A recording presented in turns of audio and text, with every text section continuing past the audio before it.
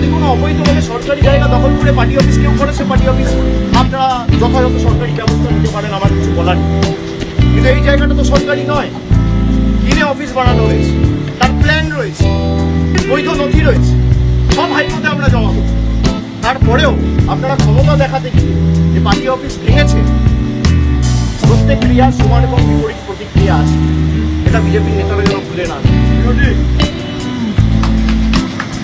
আর ঈশ্বর সৃষ্টিকর্তা সর্বশক্তিমানের আশীর্বাদে যদি বেঁচে থাকি, ওই যে বললাম যে আইনের যে ধারায় আপনারা এই অত্যাচারগুলো করেছেন, একই আইনের একই ধারায় 31-এ ফিরিয়ে দেবো।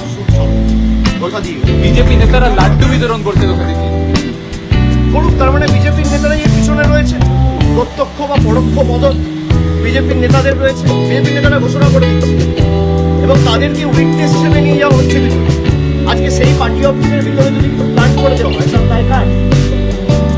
তিনি আমার বিরুদ্ধে ক্যান্ডিডেট হয়েছিলেন, দুবার ল্যাবে গোবরে হেরেছে, তাকে উইটনেস হিসেবে বিজেপি নিয়ে গেছে। পার্টি অফিস যখন ভাঙা হচ্ছে, ভিতরে যখন মালপত্র নিয়ে আসা হচ্ছে, বিজেপির গেরুয়াধারী, গেরুয়া পতাকা, গেরুয়া উত্তরীয় পড়া গুন্ডারা মুখ থেকে, আপনারা তো দেখিয়েছেন, বেসিন, ফার্নিচার সব ভেঙে দেওয়া হচ্ছে, পৈতৃক সম্পত্তি এদের।